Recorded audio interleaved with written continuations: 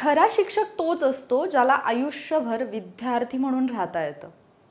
कारण जेव्हा आपल्याला शिकवायचं असतं त्यासाठी आधी आपल्याला शिकावं लागतं. आणि त्यात शिक्षकांची परीक्षा म्हणजे शिक्षक अभियोग्यता चाचणी, ज्याला तुम्ही TAIT टेट एक्झाम म्हणून ओळखता, ती अगदी काही दिवसांवरती येऊन ठेपली आहे. यापूर्वी खूप विद्यार्थ्यांनी वारंवार रिक्वेस्ट केलेली होती की मॅम अभियोग्यता चाचणीसाठी एक व्हिडिओ घेऊन या. पण तो व्हिडिओ लेट घेऊन येण्यापाठीमागचं कारण हे आहे की एक्झाम ज्यावेळेला तोंडावरती येईल त्यावेळेलाच मला तुम्ही पेपर कशा पद्धतीने सोडवायला पाहिजे हे सांगायचं होतं. कारण खूप सगळे टेक्निक्स असतात, तुम्ही खूप लोकांना यापूर्वी फॉलो केलेलं असतं, तुम्ही स्वतः क्वेश्चन पेपर सोडवलेले असतात, पण तुम्हाला अपेक्षित असा रिझल्ट येत नसतो आणि मग ऐन वेळेला तुम्हाला समजत नाही की काय करायचं. सो जी स्ट्रॅटर्जी मी फॉलो केलेली, माझ्या काही फ्रेंड्सनी फॉलो केलेली ज्या ऑलरेडी आत्ता गव्हर्नमेंट जॉबला आहेत, ती स्ट्रॅटर्जी आणि मी कशा पद्धतीने पेपर सोडवते ते मी आज तुमच्यासोबत शेअर करणार आहे. हॅलो वॉरियर्स, मी सुप्रिया आणि तुम्ही पाहताय वॉरियर ऑफिसर एज्युकेशनल प्लॅटफॉर्म, फक्त लढण्याची नव्हे जिंकण्याची तयारी. तर आजच्या लेक्चरला सुरुवात करण्यापूर्वी म्हणजे आजच्या लेक्चरमध्ये मी एकूणच तुम्ही आता उरलेले जे काही 4-5 दिवस आहेत त्याच्यामध्ये तुम्ही काय करायला पाहिजे एक्झॅक्टली याच्याबद्दल थोडंसं बोलणार आहे. आणि एक्झामच्या दिवशी एक्झॅक्टली काय करायचं, कशा पद्धतीने पेपर सोडवायचा हे पण बोलणार आहे. पण त्यापूर्वी मला तुमच्यासोबत माझ्या एका स्टुडंटचा, एका रिअल वॉरियरचा एक एक्सपिरियन्स शेअर करायचा आहे.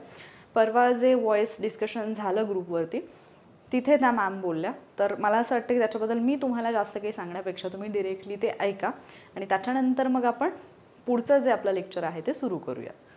हॅलो. हां बोला मॅम.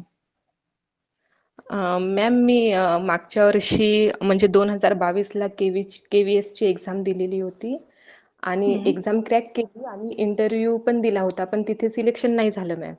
आणि बरं. त्यानंतर तलाठीला पण नाही झालं, म्हणजे थोड्या थोड्या मार्क्सनीच माझा रिझल्ट जात होता.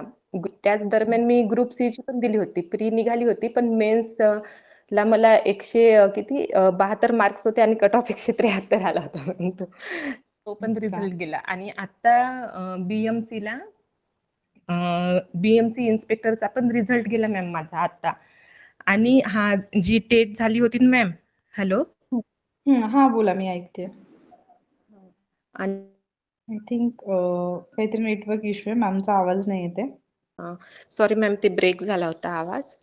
तर हां बोला. ते मग आणि कसं घरचं म्हणजे घरी कसं आईची तब्येत पण खराब राहायची, तर घरी कोणी पाहुणे वगैरे आले किंवा असं काही, तर घरचे सगळे कामं सगळं करून मी अभ्यास करायची. म्हणजे इव्हन स्वयंपाक करताना, भांडे घासताना मी असं म्हणजे तुमचे जे व्हॉइस रेकॉर्डिंग असायचे ना ते ऐकायची. आणि असं जर कधी असं वाटलं की कॉन्फिडन्स आपला जात आहे, तर तुमचं ते युट्यूबवरचं जे आहे ना हतबल होऊ नका, ते मी नेहमी म्हणजे असं ऐकत राहायचे की मॅम सांगताय. आणि तर तुम्ही बरोबर म्हणजे कसं जखमेवर म्हणजे असं नाही का ते मलम लावल्या टाईप तुमचा बरोबर असा व्हिडिओ यायचा की म्हणजे जे मला असं मोटिवेट करायचं समोर.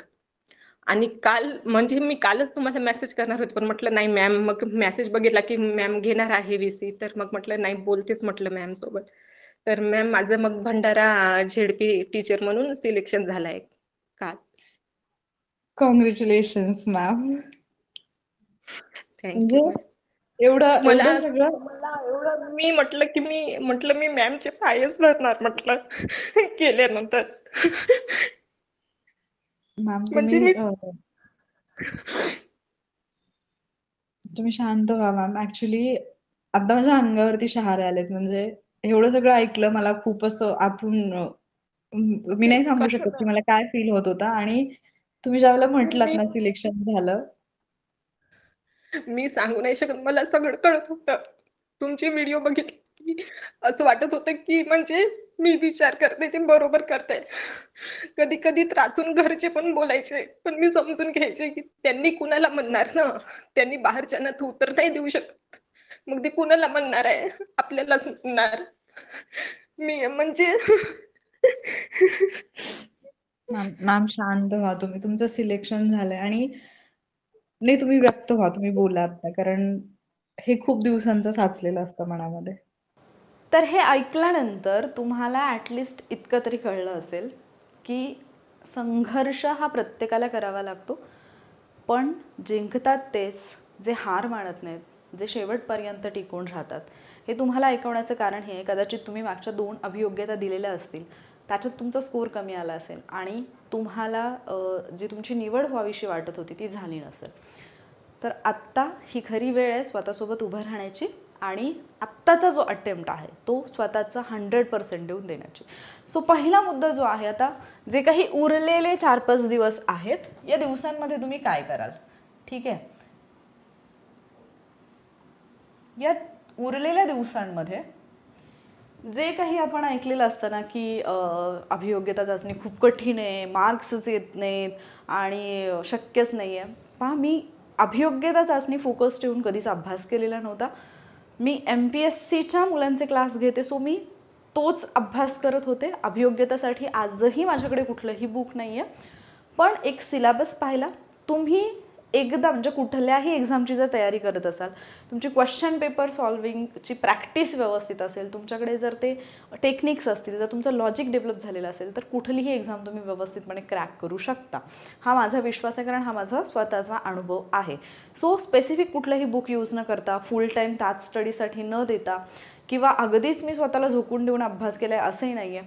लास्ट टाईमसुद्धा अगदी एक्झामच्या दिवशी सकाळीपर्यंत माझं हे फायनल नव्हतं की मी एक्झामला जाणार आहे की नाही, बट दोन्ही वेळेला म्हणजे माझा स्कोर असा आहे की फर्स्ट प्रेफरन्स मला मिळतं. म्हणजे 2019ला तर फर्स्ट प्रेफरन्स मला मिळाला, बट यावेळेला मी प्रेफरन्सेस लॉक केले नाहीत. त्याचं रिझन हे की ती जागा कोणाला तरी मिळेल. आता मुद्दा येतो की उरलेल्या 4-5 दिवसांमध्ये काय करायचं. सिलेबस तुम्हाला माहिती आहे, तुम्ही ऑलरेडी अभ्यास केलेला आहे, ऑब्व्हियसली विषय कुठले आहेत ते तुम्हाला माहिती आहे. आता मुद्दा हा येतो की बऱ्याच जणांना असं वाटतं की मानसशास्त्र हा विषय, तर मानसशास्त्राचं खूप काही फॅक्च्युअल जर विचारलं तर मला येत नाही. लक्षात घ्या की मानसशास्त्र हा जो विषय आहे याचे जे क्वेश्चन्स तुम्हाला विचारले जातात हे उपयोजनात्मक असतात. सगळे तुमच्या डिसिजन मेकिंगवरती आधारित असतात. तुमची निर्णय क्षमता तपासणारे हे क्वेश्चन्स असतात. सो या क्वेश्चन्ससाठी तुम्ही स्पेसिफिक वेगळा काही अभ्यास करावा याची आवश्यकता नसते. एखादी थेरी विचारली किंवा एखादी व्याख्या विचारलीच तर ते फक्त वेगळं असू शकतं, पण तुम्ही ऑलरेडी DED केलेलं आहे, BEd केलेलं आहे, त्यामुळे तुम्हाला त्या गोष्टी माहिती असतात. सो हे हातातले मार्क्स असतात तुमचे. दुसरा मुद्दा येतो मराठी हा विषय. मराठीचे जे काही क्वेश्चन्स येतात, आता तुम्हाला सिलेबसमध्ये जे काही वेटेज दिलेलं आहे आणि प्रत्यक्षात जे तुम्हाला येईल याच्यामध्ये तुम्हाला डिफरन्स पाहायला मिळू शकतो की त्या सब्जेक्टचे तेवढेच क्वेश्चन्स नाही आहेत, थोडं मागे पुढे झालं असंही होऊ शकतं. पण मराठीचे जे क्वेश्चन्स येतात आउट ऑफ मार्क्स घेण्यासारखे क्वेश्चन्स असतात. त्याच्यामध्येही जे तुम्हाला क्रमलावाचे क्वेश्चन्स येतात, त्या क्रमलावाच्या क्वेश्चन्समध्ये एकदा जर ते दिलेलं असेल ना तर एकदाच त्याचा क्रम लावून घ्यायचा रफ पेपरवरती आणि नंतर मग त्याच्यावरती आधारित जे 4-5 प्रश्न असतात ते सुटतात. कधी कधी ते प्रश्न सलग न देता शफल केलेले असतात. उदाहरणार्थ 10वा प्रश्न तुम्हाला दिलेला आहे की खाली म्हणजे काही वाक्य दिलेली आहेत, एक गोष्ट आहे आणि ती वर खाली करून दिलेली आहेत वाक्य, तुम्हाला ती क्रमाने लावायची आणि त्यातलं तिसरं वाक्य ओळखायचं आहे. हा 10व्या नंबरचा क्वेश्चन असेल. कदाचित 11, 12, 13 क्वेश्चन वेगळेच असतील. अगेन 14व्या नंबरचा क्वेश्चन हा त्याच म्हणजे त्या टाईपचाच असेल किंवा जो 10वा क्वेश्चन होता त्याच गोष्टीवरती आधारित असेल आणि यावेळेला तुम्हाला शेवटचं वाक्य विचारलेलं असेल. सो हा क्रम लावताना प्रत्येक वेळेला नाही लावत बसायचं, पहिल्यांदा लावलं त्याच वेळेला लावायचं. आता हे सगळं उरलेल्या दिवसांमध्ये जे काही तुम्ही क्वेश्चन पेपर सॉल्विंगची प्रॅक्टिस करणार आहात, ज्या काही तुम्ही मॉक टेस्ट देणार आहात, याच्यामध्येच या सगळ्या गोष्टी ज्या आहेत त्या ॲप्लाय करून पाहायच्या. ठीक आहे, उरलेल्या 4-5 दिवसांमध्ये अभ्यास काय करायचा आहे, फार काही रिवाईज फार काही नवीन मटेरियल करत बसायचं नाही. जे काही आहे तेच प्रॉपरली रिवाईज करायचं आहे. आता रिव्हिजन करताना अगेन कुठल्या गोष्टींची रिव्हिजन करू. तुम्हाला माहिती की बुद्धिमत्ताचे जवळपास 80 क्वेश्चन्स आहेत. मग आता हे जे काही 80 मार्क्स आहेत याच्यामधले 50 प्रश्न तरी असे असतात जे तुम्ही सॉल्व्ह करू शकता. एक गोष्ट लक्षात घ्यायची की काही क्वेश्चन्स असे असतात ज्याला तुम्ही कितीही दिमाग लावलं तरी ते तुम्हाला त्यावेळेला एक्झाम हॉलमध्ये सॉल्व्ह होत नाहीत आणि ते तुम्हाला त्याच वेळेला आयडेंटिफाय करता आलं पाहिजे. मग तुम्हाला तुमचे स्ट्रॉंगवाले शोधायचे जे तुम्हाला माहिती की कॉमनली हे क्वेश्चन्स येतात, यापूर्वी आलेले आहेत, आत्ताही येतील. त्या क्वेश्चन्सवरची पकड तुमची मजबूत असायला हवी. जे हायेस्ट स्कोरर होते 2019ला 2023ला ते जॉईन होऊन गेलेले आहेत. आत्ताच्या बॅचमध्ये म्हणजे आत्ता जी काही एक्झाम होईल याच्यामध्ये पण हायेस्ट स्कोरर असतील, नो डाऊट. पण तरीसुद्धा तुमचा स्कोर तो सेफ असू शकतो. म्हणजे लास्ट टाइम ज्या वेळेला शिक्षक भरती झाली त्यावेळेला 120 वाला, कुठे खिसगणतीतही नव्हता कदाचित, पण यावेळेला 110 112 वाली जी मुलं आहेत ती पण जॉईन झालेली आहेत. यावेळेला तुमचा स्कोर कसा वाढेल याच्याकडे तर तुम्हाला लक्ष द्यायचंच आहे. कारण बरीचशी मुलं अशी आहेत जी MPSC करतात, कंबाईंड ग्रुप बीला होती, त्यांचा रिझल्ट गेला, आता शिक्षक भरती हातात आहे, सो ते जोमाने इकडे वळलेत. कॉम्पिटिशन जास्त आहे पण आपल्याला टिकून राहायचं. मग पहिली गोष्ट काय तर उरलेल्या दिवसांमध्ये तुम्ही जो पण आत्तापर्यंत अभ्यास केलेला आहे तो प्रॉपरली रिवाईज कराल. ठीक आहे. मग ते कुठलाही सब्जेक्ट असेल. इंग्लिशसाठीचे काही लेक्चर्स मी अपलोड केलेले आहेत. पॅराजंबलवरती क्वेश्चन्स येतात. पॅराजंबलच्या ट्रिकचा व्हिडिओ मी अपलोड केलेला आहे आणि त्याला खूप सुंदर असा प्रतिसाद मुलांकडून मिळाला आहे. पॅराजंबलचा ट्रिक्स एकदा पाहून घ्या. क्वेश्चन पाहता क्षणी पॅराजंबलचा क्वेश्चन तुम्हाला सुटेल.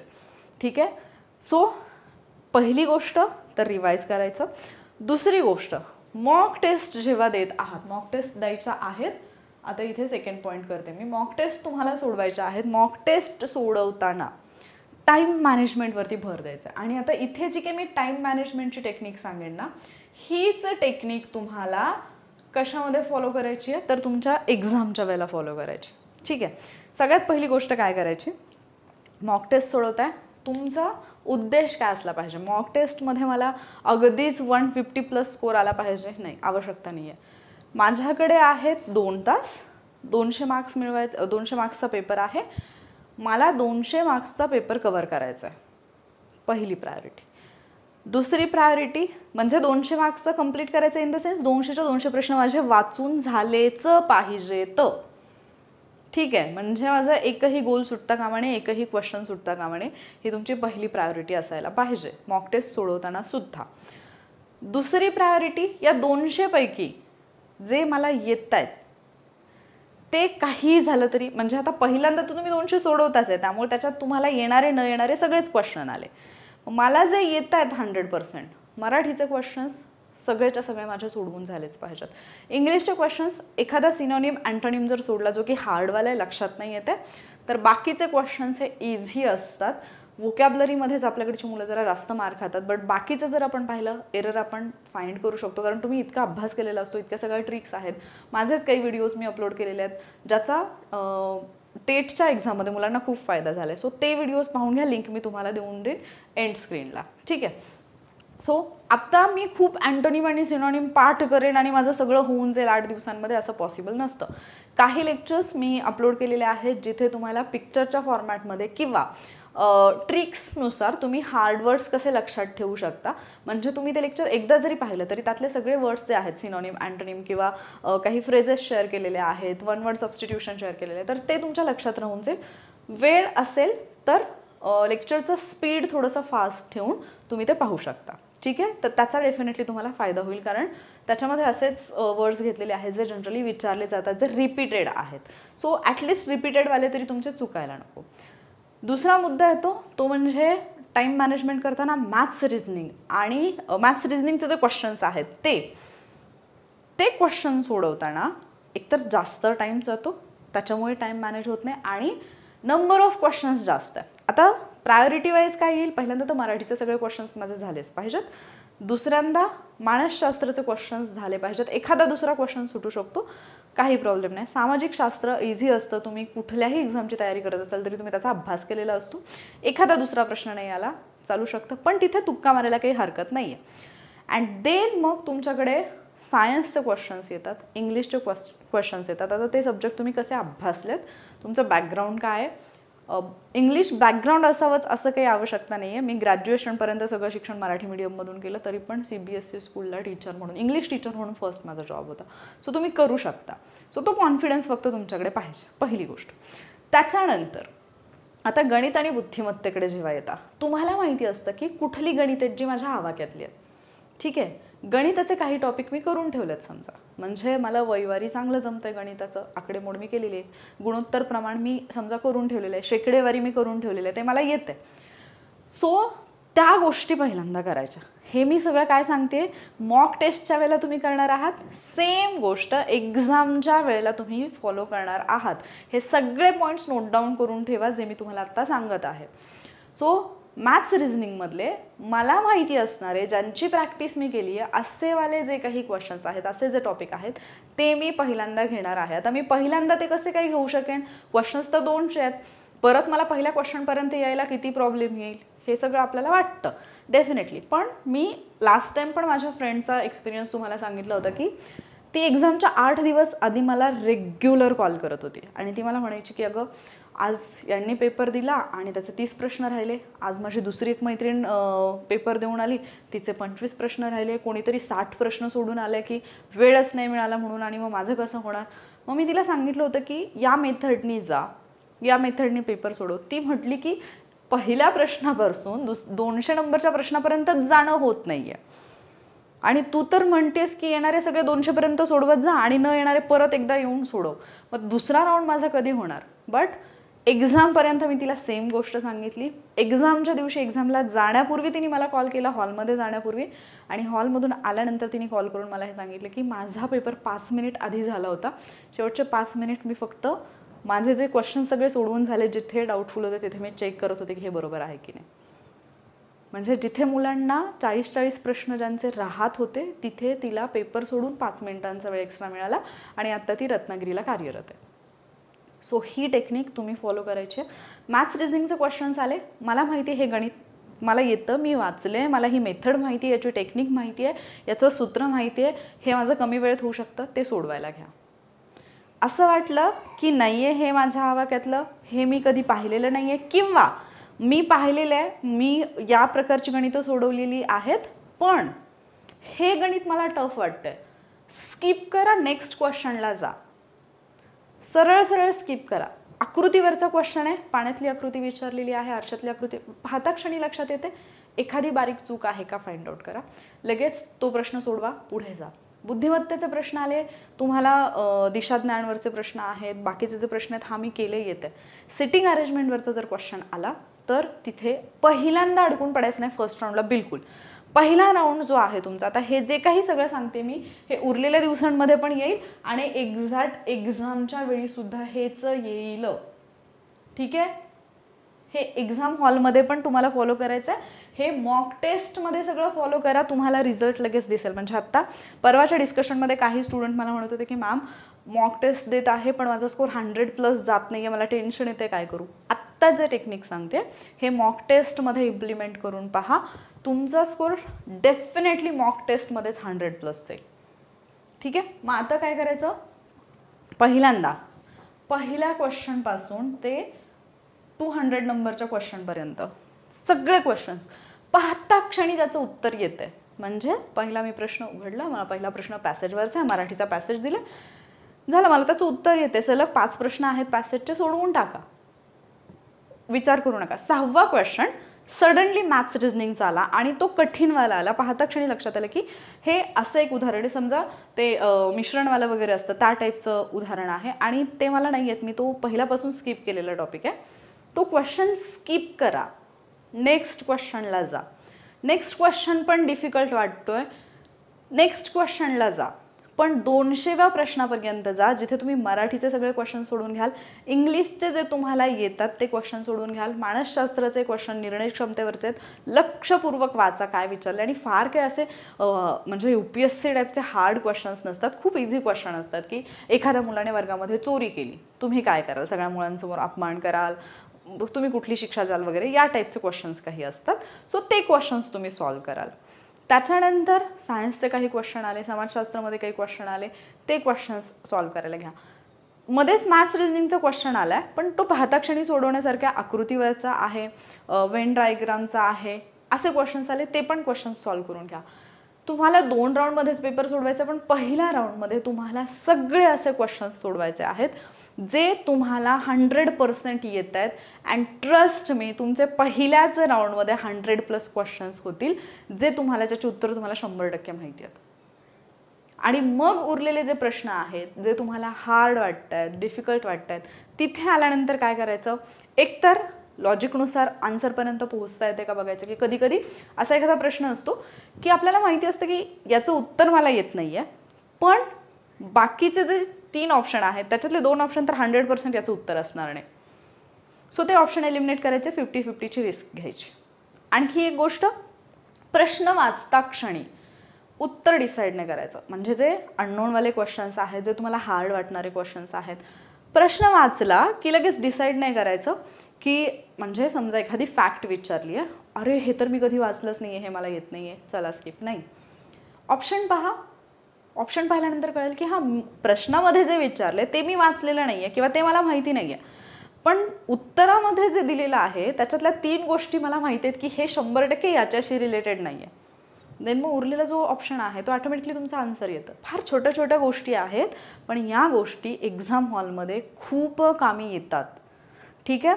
त्याच्यानंतर आता एक महत्त्वाचा पॉईंट काय येतो की तुमच्यासमोर असते स्क्रीन. ठीक आहे. तुम्हाला आपण ज्या वेळेला बुकमध्ये पाहून सोडवतोय, कच्चं काम करतोय, दॅट इज व्हेरी इझी. पण ज्यावेळेला आपण स्क्रीनवरती पाहून करतोय, त्यातही अवघड गोष्ट काय असते माहिती, ही असते तुमच्या कम्प्युटरची स्क्रीन. इथे तुम्हाला दिसतोय क्वेश्चन, इथे एक स्क्रोल, आणि इकडे तुमचे नंबर म्हणजे आन्सर, सॉरी जे 200 क्वेश्चन्स आहेत ते इकडे आहे.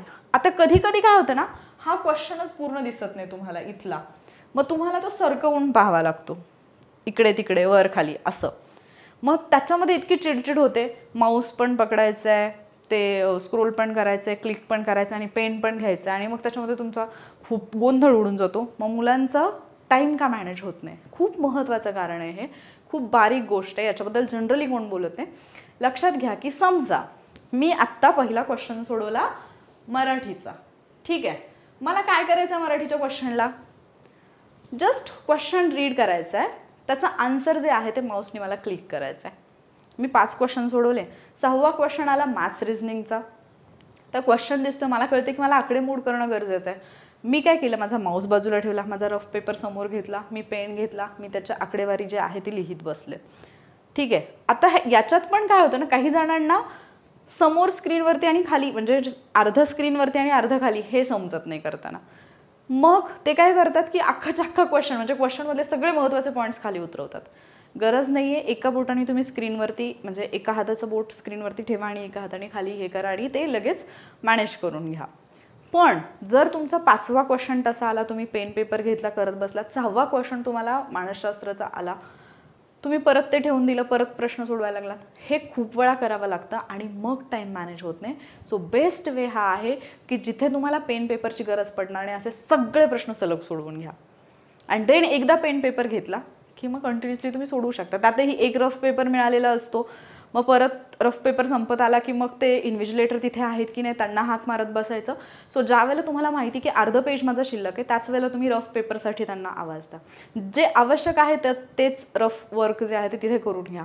मॅथ्स रिझनिंगमध्ये तुम्हाला याच्यावरती अल्फाबेट्सवरती क्वेश्चन येऊ शकतात. सो ते पहिल्यांदा ABCD आणि नंबर्स जे आहेत ते पहिल्यांदा मांडून ठेवा.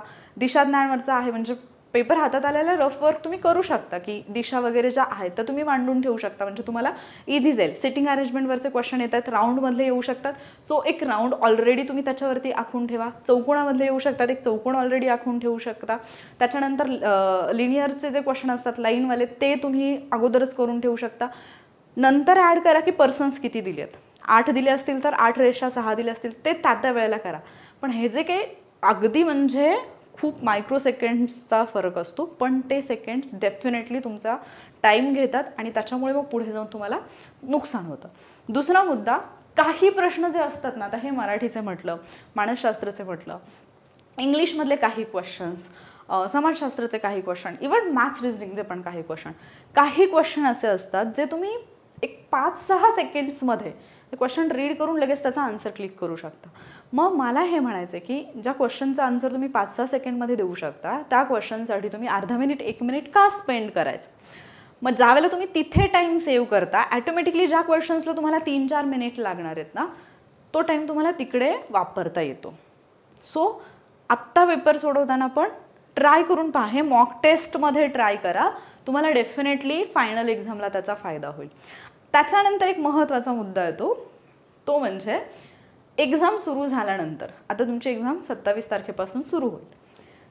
एक्झामच्या डे 1 पासून तुम्हाला यूट्यूबवरती असंख्य व्हिडिओज मिळतील जिथे विद्यार्थ्यांचे अनुभव ऐकायला मिळतील, जिथे तुम्हाला कुठले क्वेश्चन्स विचारले गेले ते ऐकायला मिळेल, जिथे तुम्हाला प्रत्येक सब्जेक्ट म्हणजे तो क्रम काय होता हे सगळं ऐकायला मिळेल. जरुरी नाही की फर्स्ट शिफ्टला फर्स्ट डेला जे क्वेश्चन्स एखाद्या स्टुडंटला विचारलेले आहेत किंवा जी त्याच्या पेपरची डिफिकल्टी लेवल तर ते मेंटेन करायचा प्रयत्न करतात, नो डाऊट. पण अगेन तीच डिफिकल्टी लेवल तुमच्या पेपरला असेल हे जरुरी नाही. हे मी का म्हणते, रिझन काय आहे की समजा डे 1 फर्स्ट शिफ्ट आहे, त्या शिफ्टला पेपर आला आणि त्यांनी काय केलं, सुरुवातीचे जे 30 क्वेश्चन्स आहेत ते सगळे मराठी, इंग्लिश, मानसशास्त्र वगैरे वगैरे मिक्स दिले, ठीक आहे, आणि एंडला मॅथ्स रिझनिंगचे क्वेश्चन्स दिले. आता या मुलांना ऑब्वियसली तो पेपर इझी वाटणार. का इझी वाटणार? कारण आवाक्यातले सोपेवाले प्रश्न आधी आलेत आणि मग तो कॉन्फिडन्स बूस्ट होतो. आणि मग माझे जर ऑलरेडी 70-80 क्वेश्चन्स असे इझिली सॉल्व्ह करून झाले असतील तर मग पुढच्या 81व्या क्वेश्चनला माझ्याकडे तो कॉन्फिडन्स असतोच. कारण पहिले 70-80 क्वेश्चन्स मी 40 मिनिटांमध्येच सॉल्व्ह केलेले आहेत, 50 मिनिटांमध्येच सॉल्व्ह केलेले आहेत. सो माझ्याकडे खूप वेळ आहे आता बाकीचे क्वेश्चन्स किंवा आकडेमोड करायला. पण जरुरी नाही की नेक्स्ट शिफ्टला पण पेपर तसाच असेल. कदाचित त्यांना मॅथ्स रिझनिंग आधी आलेलं असेल. आणि जे मोस्ट ऑफ द स्टुडंट चूक करतात ते म्हणजे येणारं सोडवत नाहीत, तर जे म्हणजे दिले ना मला 200 प्रश्न सोडवायचे आहेत, सुरुवातीपासून एखाद्या प्रश्नाला अडकून बसले.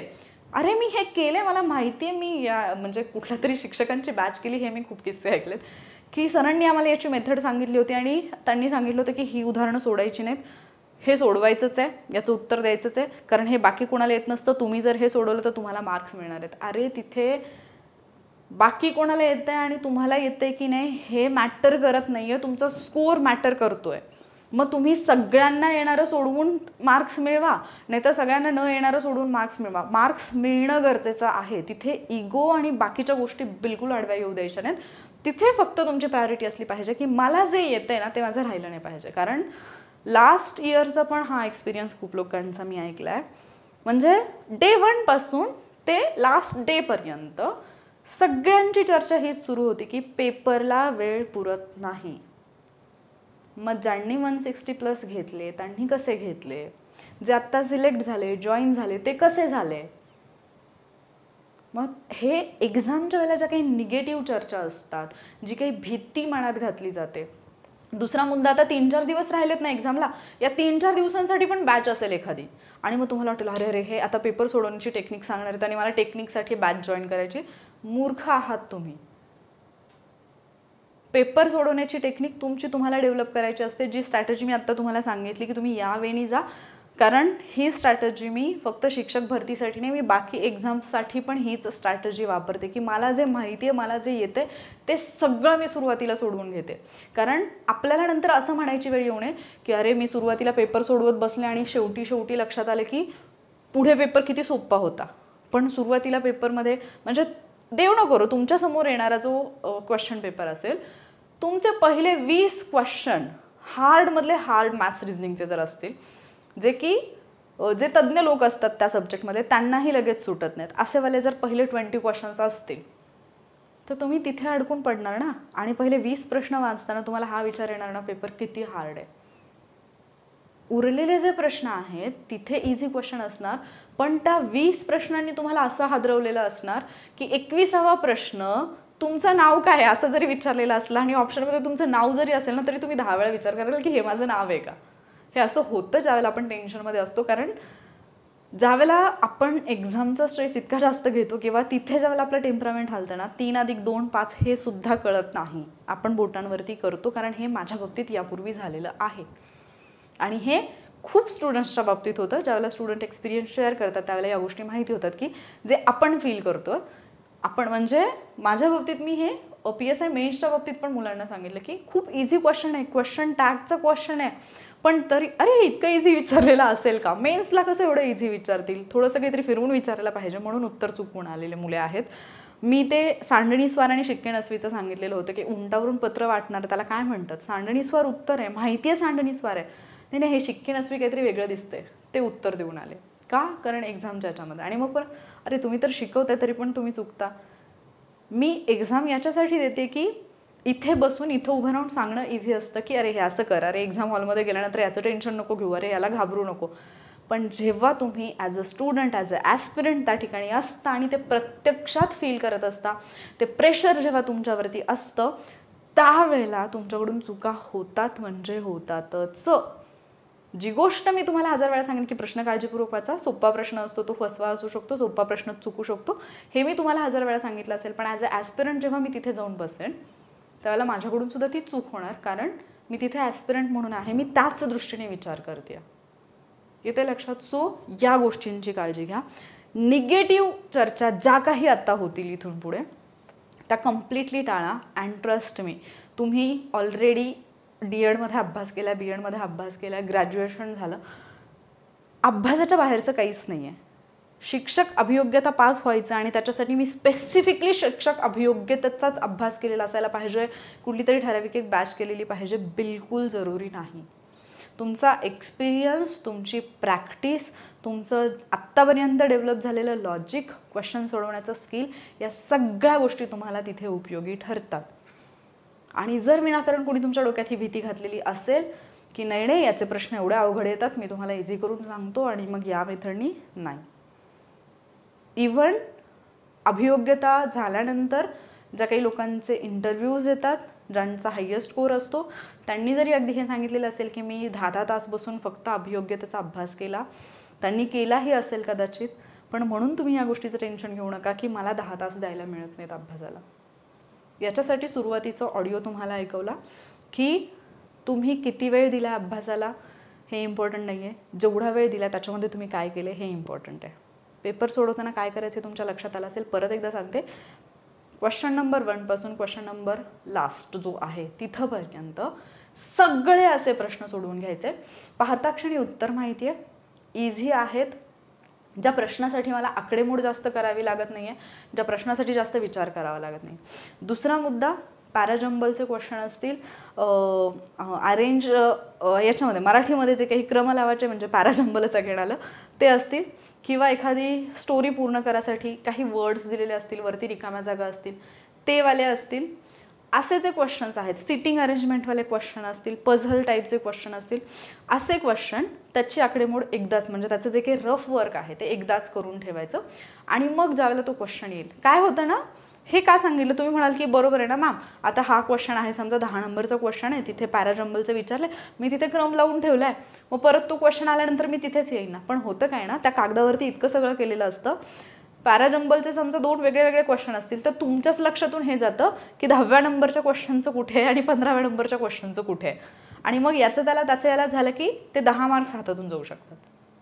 इथे लक्षात. सो तिथे पॅराजंबलचा क्वेश्चन जो आहे तो सोडवताना मग तिथे लगेच क्वेश्चन पण मेन्शन करा, क्वेश्चन नंबर मेन्शन करा आणि तो क्रम लावून ठेवा. सेम पझलला, सिटिंग अरेंजमेंटला वगैरे जे क्वेश्चन्स येतात तिथे पण तसंच करा की एकदाच ते सोडवायचं आहे, त्याच्यानुसार जायचं आहे. आता याच्या व्यतिरिक्त पण जर तुमच्या मनात काही डाऊट असेल तर तो कमेंट बॉक्समध्ये विचारा. ज्यावेळेला शिक्षक भरतीची एक्झाम सुरू होईल किंवा मे बी त्याच्या अगोदर आणखी एखादा व्हिडिओ मी डेफिनेटली घेऊन येईन, कारण मी स्वतः स्पेसिफिक शिक्षक भरतीचा अभ्यास न देता दोन्ही वेळेला सिलेक्शन आहे. माझ्या मैत्रिणी फार म्हणजे ज्यांचा कॉन्फिडन्स अगदी डाऊन झालेला आहे, आता DED करून खूप वर्ष झाली आहेत, पण त्याच्यानंतर घर, संसार, मुलं बाळे याच्यातच गुंतून पडलो आहे आणि आता एक कुठेतरी उमेद नवीन जागी झाली याच्यामुळे, अभियोग्यतामुळे, आणि आता करायचं आहे, पण अगेन आता इतक्या वर्षांच्या गॅपनंतर करायचं आहे, होईल की नाही, मुलं कॉम्पिटिशनमध्ये, पण त्या मुलींनी केलं काही ठराविक टिप्सचा वापर करून. सो ते तुम्ही पण करू शकता. आशा आहे की हा व्हिडिओ हेल्पफुल ठरला असेल. स्टील डाऊट असेल, स्टील एखादा टॉपिक असा वाटत असेल की मॅम हे घुसतच नाही आहे डोक्यामध्ये, काय करू, कमेंट बॉक्समध्ये नक्की विचारा, त्याच्यावरचा व्हिडिओ मी घेऊन यायचा प्रयत्न करेन. And I am extremely sorry, हा व्हिडिओ मी खूप लेट घेऊन आली आहे, पण मी घेऊन आली आहे हा व्हिडिओ कारण मला तो घेऊन यायचा होता तुमच्यापर्यंत. याच्या व्यतिरिक्त माझ्याकडून जरी काही पॉईंट्स राहिले असतील तर ते सुद्धा मी नेक्स्ट लेक्चरमध्ये तुमच्यासोबत शेअर करेन. ठीक आहे. व्हिडिओ आवडला असेल तर लाईक करा, शेअर करा, कमेंट करून मला नक्की सांगा, कारण तुमच्या कमेंट मला बरंच काय म्हणतो आपण त्याला, पाठबळ देतात, खूप प्रोत्साहन देतात, त्याच्यामुळेच मग पुढचा व्हिडिओ घेऊन येण्यासाठी मी तयार असते. ठीक आहे. आणि जर आपल्या चॅनलवरती नवीन असाल, अजून सबस्क्राईब केलेलं नसेल तर चॅनलला सबस्क्राईब नक्की करा. लवकरच भेटूयात आपण पुढच्या लेक्चरमध्ये. थँक्यू.